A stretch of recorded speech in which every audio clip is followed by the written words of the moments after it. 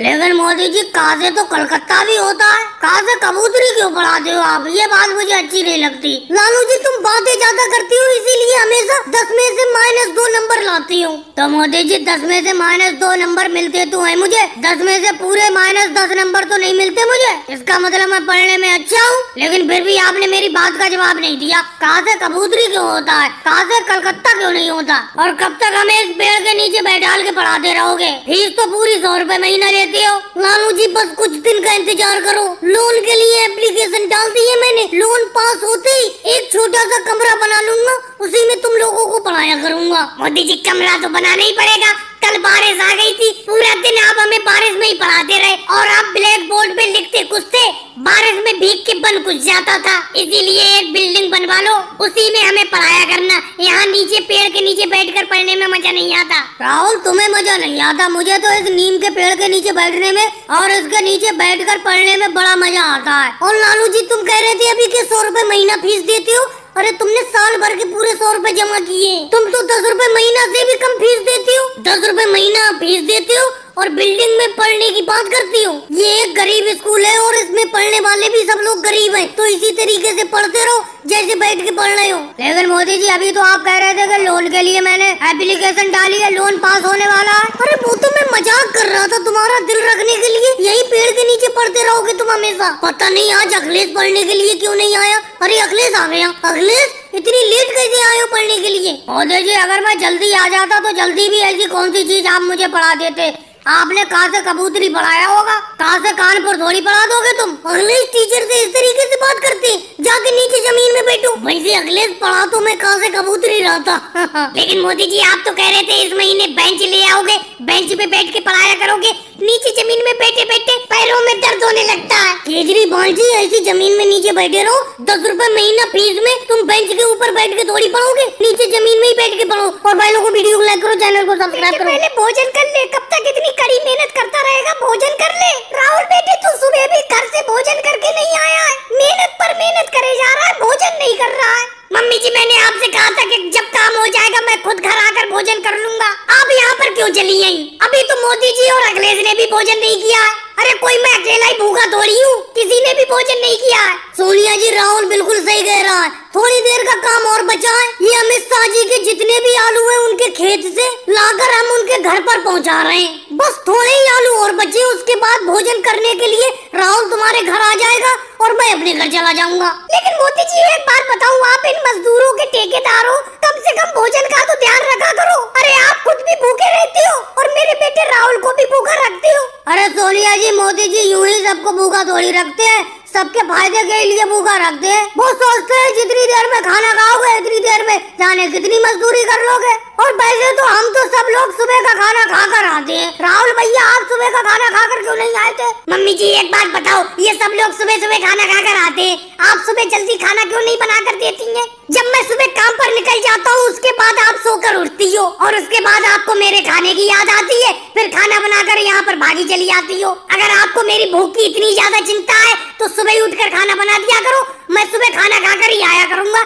जैसे मोदी जी और अखिलेश सुबह खाना खाकर आते हैं कड़ी मेहनत करने के लिए। ये बात तो है सोनिया जी, हम तो सुबह ही खाना खाकर आ जाते हैं भरपेट, दोपहर को हम खाना खाते ही नहीं है। अब आप लेट उठती हैं सोकर, जब राहुल काम पर निकल जाता है उसके बाद खाना बनाकर यहाँ पर काम पर लाती हैं। अब ये बताओ काम करते हुए व्यक्ति कैसे खाना खा लेगा? चल मेरे बेटे सुबह से मैं जल्दी उठ जाया करूंगी, सुबह ही खाना बना दिया करूंगी, तू खाना खाकर ही कड़ी मेहनत करने के लिए निकलना। और मोदी जी एक बात मैं आपसे कह देती हूँ, राहुल के ऊपर जो टोकरी है उसमें आलू कम डाला करो, ज्यादा वजन मत रखा करो राहुल के ऊपर। सोनिया जी ऐसी कोई बात नहीं है, सब लोग बराबर की मेहनत करते हैं, सबकी टोकरी में 5-5 किलो आलू है, कोई किसी से कम मेहनत नहीं करता है, सब बराबर की मेहनत करते हैं। भाई लोगों को वीडियो को लाइक करो, चैनल को सब्सक्राइब करो।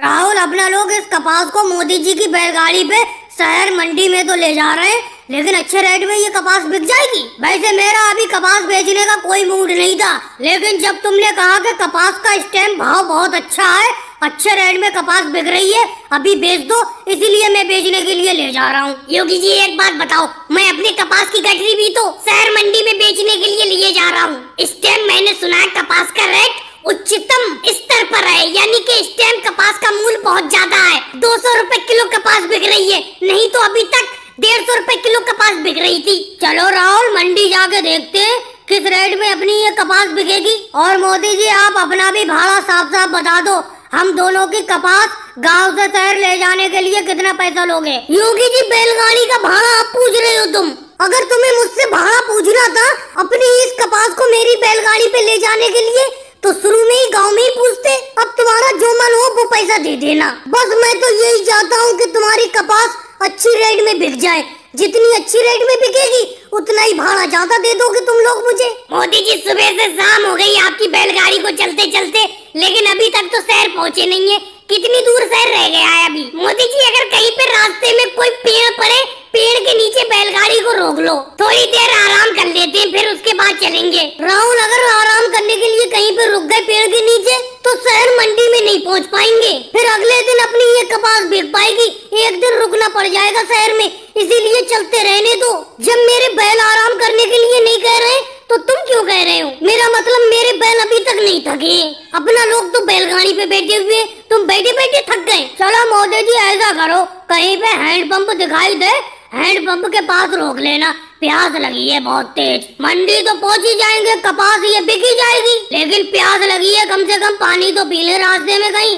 योगी जी थोड़ी दूर पर एक हैंडपंप है, वहीं पे बैलगाड़ी को रोक लूंगा, वहीं पे सब लोग पानी पी लेंगे। और भाइयों को वीडियो को लाइक करो, चैनल को सब्सक्राइब करो। तोलो सही से तोलो, आप सही से आम को तोल ही नहीं रही हो। मैं आपके पास कच्चे आम लेने के लिए आया था क्योंकि मुझे कच्चा आम का अचार बनवाना है, लेकिन आप इतना ज्यादा महंगा 100 रुपए किलो कच्चा आम बेच रही हो। चलो वो भी कोई बात नहीं, मैं ले रहा हूँ, लेकिन कम से कम आम को सही से तो तोलो। आप आम को सही तरीके से नहीं तोल रही हो, कम तोल रही हो। देखो मोदी जी आपको कम लग रहा है तोलना मेरा, मैं आम को बिल्कुल सही तरीके से तोल रही हूँ। देखो ये देखो, अगर आपको लेना है मुझसे आम तो ले लो, नहीं लेना है तो मत लो। कच्चा आम लेने वालों की कमी नहीं है मेरे पास। मोदी जी अगर तुम नहीं लेना चाहते हो कच्चा आम तो मत लो, तुमने तो टोकरी भर के कच्चे आम ले लिए। अब तो सोनिया जी के पास थोड़े ही बहुत कच्चे आम बचे हुए हैं, वो सारे के सारे कच्चे आम सोनिया जी मुझे तोल दो। योगी जी ऐसे कैसे तोल दो? सोनिया जी सारे के सारे कच्चे आम मुझे को तोल दो। मोदी जी अभी तो आप मेरी मम्मी से कह रहे थे कि मम्मी जी सही तरीके से कच्चे आम को नहीं तोल लेंगे, अब कह रहे हो कि सारे के सारे तोल दो। ऐसा करो मम्मी जी, योगी जी इतनी देर से बैठे हुए हैं, इन्हें 10 किलो कच्चे आम दे दो। मोदी जी आप 10 किलो कच्चे आम कम ले लो। देखो राहुल तुम तो ज्यादा बोलो मत। बहन सोनिया जी जब मैं तुम्हारे पास आया था तो उसी टाइम मैंने कह दिया था कि जितने भी कच्चे आम है सारे के सारे मैं ही खरीदूंगा आपसे। बात को मेरे पीछे ये योगी जी आके बैठ गए, ये थोड़े कच्चे आम मांगने लगे, लेकिन जब मैंने सारे के सारे कच्चे आम लेने के लिए कह दिया है तो आप दूसरे को पहले कच्चे आम कैसे दे सकती हो? सारे के सारे कच्चे आम मुझे दो। वैसे सोनिया जी आप ये कच्चे आम क्या रेट बेच रही हो? मोदी जी को कच्चे आम क्या रेट दिए हैं आपने? योगी जी मैंने मोदी जी को ये कच्चे आम 100 रुपए किलो दिए। तो सोनिया जी मैं इन आमों का रेट 120 रुपए किलो दूंगा, सारे के सारे आम मुझे दे दो। नहीं योगी जी अब दाम बढ़ाने से कुछ नहीं होगा, मैंने 100 रुपए किलो ये आम मोदी जी को दे दिए। बात होती है, अब मैं बात से नहीं पलट सकती। योगी जी अगर दाम बढ़ा के ही तुम्हें कच्चे आम लेना है तो 120 रुपए किलो मुझसे ले लो। मैंने तो 100 रुपए किलो ये कच्चे आम सोनिया जी से खरीदे, 120 रुपए को आपको बेच दूंगा, 20 रुपए किलो का फायदा हो जाएगा। मोदी जी आपसे तो मैं 50 रुपए किलो में भी नहीं लूंगा, वो तो बात की बात थी सोनिया जी से, इसीलिए मैं कह रहा था अगर सोनिया जी मुझे दे देती तो आपको लेने नहीं देता ये आम में। और भाइयों को वीडियो को लाइक करो, चैनल को सब्सक्राइब करो।